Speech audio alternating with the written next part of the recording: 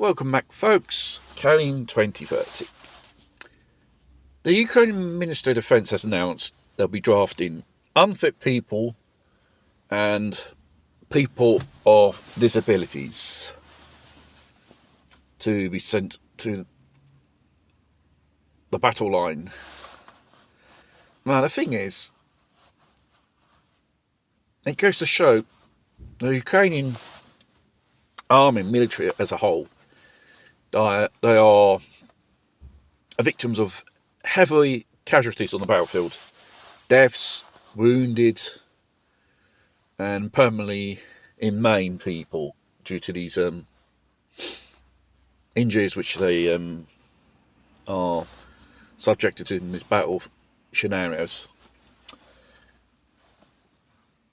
And who are they going to send after these people to the battlefront? Cats and dogs? Or other people? Because in the Hungarian ethnic part, the western part of Ukraine, as well as the part of Ukraine which they control themselves, Western Ukraine, they are kidnapping people. They take them to the military barracks, and afterwards they find themselves on the battlefield with a lack of military training and military gear. And this is a tactic which they used to use 200 years ago. You know, a captain of a ship, when he lacks, sea hands, they used to kidnap them. They used to, draw them into a, some type of inn or pub near the port and get them drunk. They'll say the people who are so drunk, they wake themselves up on a ship in the middle of the sea without knowing. It's basically the same tactic, but it's right to defend your country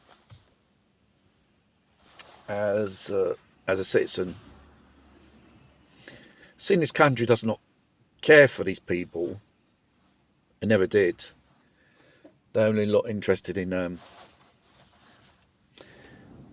the billions which come from the West and all the so-called aid. And the civilian population does not receive no top aid at all through these so-called aid programs to support Ukraine. They're the ones who suffer, who pays the price, as well as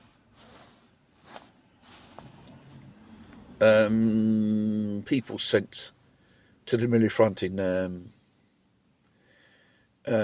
battles which are lost from the beginning, because somehow the military strategy and their resources are very limited and are running down rapidly. Considering how the Russians using artillery and ammo around about 60,000 a day, respecting what the Ukrainian military are using per day, which is 6,500.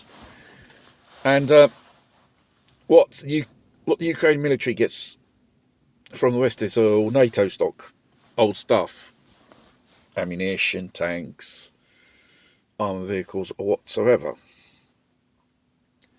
And that is patching into a NATO stock in case of defence.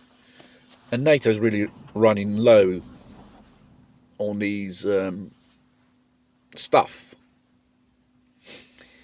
How would NATO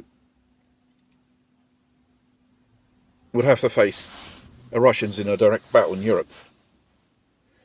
Could they face them with actual level equipment they got or not?